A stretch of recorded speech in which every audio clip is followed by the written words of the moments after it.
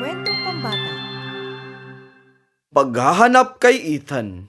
Sa malayong kaharian ng Saibera, mayroong isang prinsesa na nagngangalang Mel at ang kanyang kapatid na lalaki, si Prinsipe Ethan. Habang ang kanilang mga magulang ay namumuno sa ibang rehiyon, ang tungkulin ni Ethan at Mel ay pamahalaan ng kompüterisadong kaharian na nagtitiwala sa kanilang kabataan at kaalaman. Aking LED window panel ay hindi gumagana.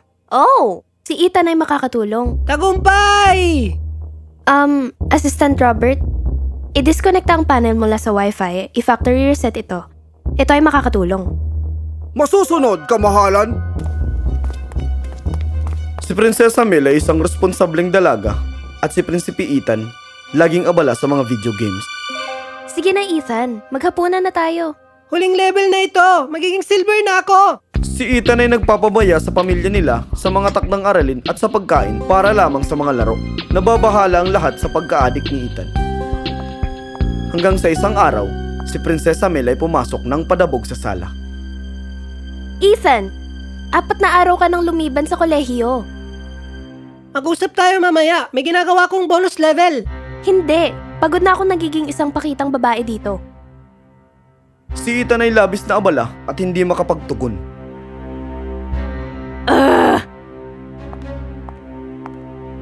Inagaw ni Prinsesa Mel ang joystick mula sa kamay ni Ethan. Tigilan mo yan, Mel. At habang si Mel ay papalapit upang tanggalin ang kable ng laro, si Ethan na nasa likod niya ay bigla na lang nag-glitch at nawala. Ethan? Hindi makakaalis si Ethan hanggat matapos niya ang larong ito. Mel! Hindi makapaniwala si Mel. Si Prinsipe Ethan ay nasa loob ng telebisyon, habang hawak ng isang mangkukulam na parang isang bihag. Ethan, huwag kang mag-alala. Aayusin ko ito. Okay? Sa ngayon, ang iyong hangal na kapatid ay akin. Nawala ang mangkukulam at si Ethan, at pagkatapos ay nagload ang isang level. Ano to? Si Ethan ay nakakulong. Labanan ang matitibay na tough buff Tringo Monster upang ligtas siya. Kaya mo ba ito? Oo. Si Mel ay naghanda. Natutunan niya ng mabilis ang controller sa pamamagitan ng tutorials. At sinimulan niya ang laro. Wow, una pa lang mga kampon. Natalo ni Mel ang mga kampon at tumabot siya sa Tringo Monster. Ang ganda ng pagkagawa. Kinalaban ni Mel at matagumpay na tinalo ang Tringo Monster. Kinuha niya ang susi mula sa leeg ng monster at nagmadali upang buksan ang kulungan ni Ethan. Oo, sa wakas. Umalis na tayo. Siyempre, ito ay hindi magiging ganito kadali dahil si Ethan ay inagaw ng isang lumilipad na dragon. Hindi! Nagbuga ng apoy ang dragon at nabawasan ang kanyang buhay.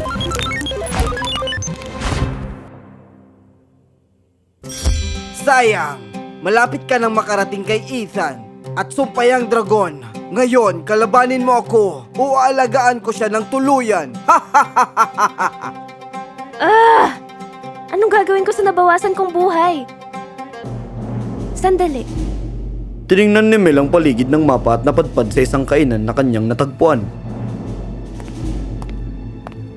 Bago ka lang dito? Oo, hinahanap ko ang aking kapatid. Oh, marahil nakalaban mo na ang dragon. Kukuha ko ng fried rice upang mapabuting yung kalusugan. Oo, sige. Binigyan ni Nib si Mel ng masarap na pagkain. Habang kumakain siya, sila'y nag-usap. Ngayon, kailan mo huling nakita ang iyong kapatid? Nakita ko siya kinuha ng isang dragon. Ano? Isang dragon? Hala! Naku po, delikado ba ito? Walang ligtas dito simula nang sakupin ng mangkukulam. Tingnan mo ako, dati akong mangdirigba na may mahika. Ngayon ako ay nagpapatakbo ng kainan para pagalingin ng mga tao. At anong nangyari sa iyong kapangyarihan? Inagaw ito ng mangkukulam. Sinasabing siya ang lumikha ng lupain neto. Subalit, siya ay isa lamang pagkakamaling eksperimental. Ha? Ang mangkukulam ay isang paksa para sa mga siyentipiko na nagnanais na lumikha ng isang bayani. Gayunpaman, ito'y nabigo at siya'y naging isang taong sumisipsip ng damdamin ng iba.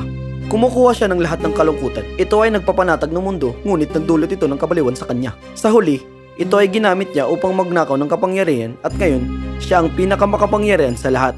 Ito ay isang kapanapanabik na kwento ng isang kontrabida. Sa gayon, paano natin siya mararating? Kailangan mong labanan ng Dragon King. Ngunit wala kang sapat na ranggo sa ngayon.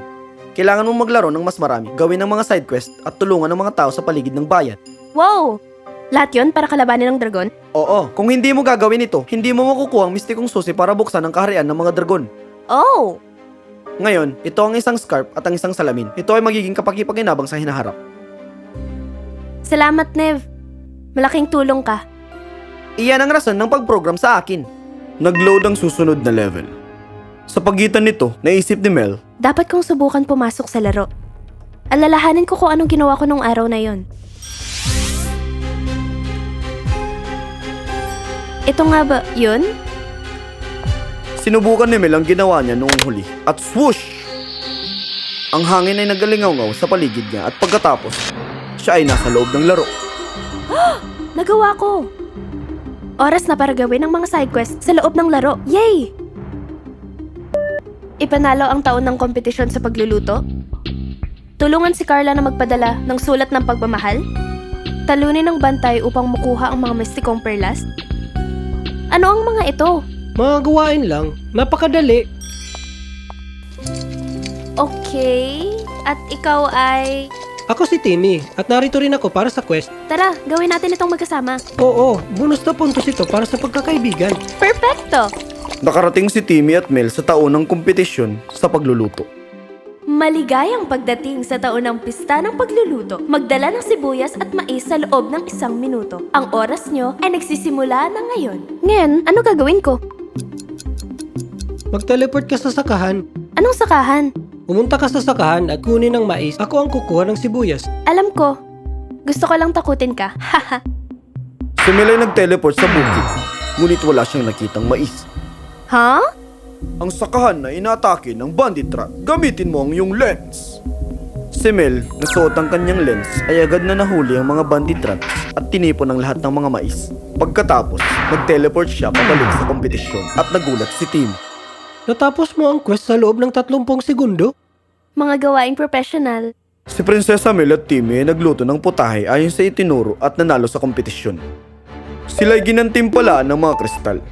Natapos din nila ang iba pang mga quest at nakuha ang mistikong susi at isang mahikang inumin upang buksan ang kaharian ng mga dragon. Para saan itong inumin? Siguro para sa dragon. Pumasok si Prinsesa Mel at si Timmy sa kaharian ng mga dragon. Natutulog doon ng payapa ang dragon. Hindi ko gusto gisingin ang dragon. Sa kasamaang palad, kasama sa level ang gisingin siya. Sige. At nang sinubukan ni Timmy gisingin ang dragon, ito'y biglang nagising at nagbuga ng apoy. Wow! Ni hindi ko siya ginalaw. At kinalaban ng dalawa ang dragon. At biglang may napansin si Mel. May pana sa kanyang katawan. Talaga? Gamitin mo ang inumin habang ako ang atake. Ginamit ni Mel ang potion at lumiwanag ang dragon. Napakaliwanag at siya'y nagbagong anyo sa isang gwapong lalaki. What? Haring Alex? Ang hari ng buong mundo? Inyong kamahalan. Narito lang pala kayo. Siguro'y gawa ito ng mangkukulam. Oo, nawala rin ang ilan sa aking mga kapangyarihan. Ako'y naghahanap ng mga taong makakalaban siya. Marami ang dumadayo dito at tumatakas sa takot pero kayo'y matatapang. Ibig sabihin ba nito pupunta tayo sa mangkukulam? Oo, para sa inyo. Ginamit ni Alex ang mahika upang taasan ang ranggo ni na Timmy at Prinsesa Mel. Wow! Sa wakas! Ethan, papunta na ako. Ngayon, saan tayo pupunta?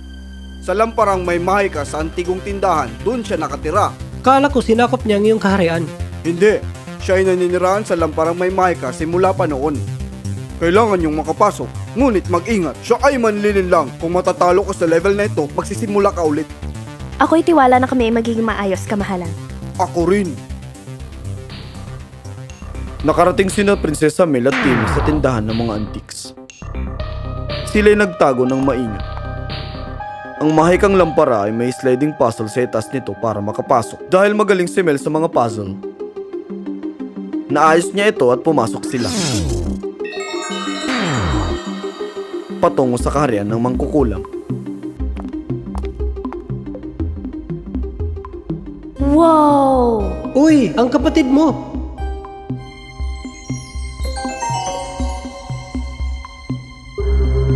Ethan! Mel! Ilabas mo ako dito!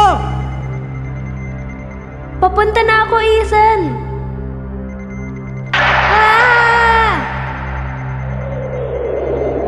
Aha! Kayong dalawa ay walang pasensya. Ang musika ay tungkol sa tiyempo. Mel, manatili ka sa likod. Akong bahala dito. Sige, Timmy, iligtas ang prinsesa. Dahil ikaw ang kabalyero sa babaeng nasa bingit ng problema. Bilisan mo ito, mangkukulam. Sige, kung gusto mo nang mabilisan, kabisaduhin mo ito. Nagpatugtog ang mangkukulam ng isang pyesa ng mabilisang tempo ng musika at ang mga tiles ay kumikinang sa bawat nota. Pero ito ay labis na mabilis para kay Timmy at Mel para matandaan. Hay nako! Paano mo gagawin to? Kaya ko ito. Ano na? Nauubos na ang oras. Si Timmy ay tumalon sa mga tiles. Tama ang lahat maliban sa huling dalawang nota. Ang mga tiles ay nag-iba at siya ay nahulog. Hindi! Gayunpaman, nag-reload siya at nawala isa pang buhay at dalawa na lang ang natitira. Magagawa ko ito. Sinubukan ni Timmy ulit. Ngunit muling nagkamali at ngayon ay mayroon na lamang isang natitirang buhay. Hindi! Tigil! Magtiwala ka.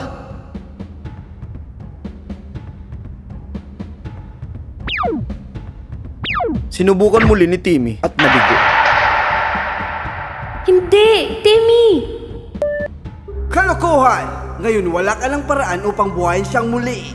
Siyempre meron. Pupunta ka ng Ancestral Pillar para kunin ang healing potion? Imposible! Bumalik ka sa level 1! Minamaliit mo ko. Oh, nakakatakot! Meron kang 1 minuto. Nakahanda na ang oras. Layas! Agad na nag-teleport si Mel sa Ancestral Pillar na napakalamig. Kaya't isinuot niya ang scarf na ibinigay sa kanya ni Neve. Si Mel ay naglakad sa gitna ng yelo at sa wakas ay nakarating sa Ancestral Pillar. Siya ay nagdasal para sa healing potion at ito ay lumitaw. Kinuha niya ito at idinagdag sa tab ni Timmy. At voila! Siya ay nakabalik. Si Mel ay bumalik sa laro ng mangkukulam. Meron pa silang 30 segundo. Nararamdaman na ng mangkukulam ang banta.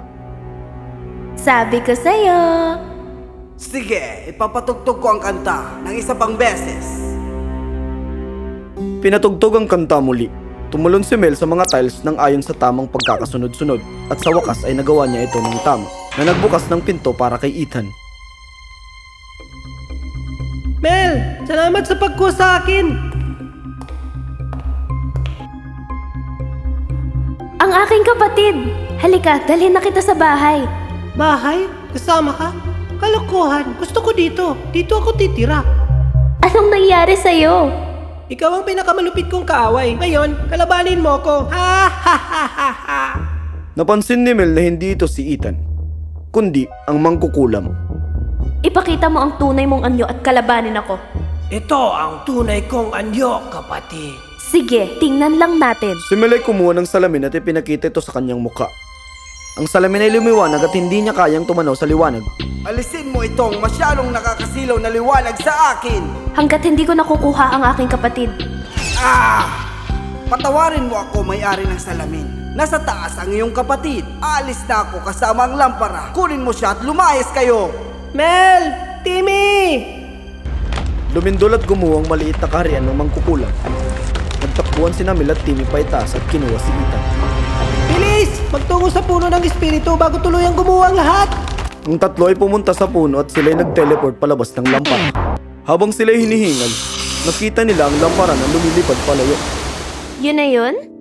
Mukhang ganun na nga. Hindi ako makapaniwala sa ginawa mo, Mel. Tinalo mo ang di matinag na mangkukulam.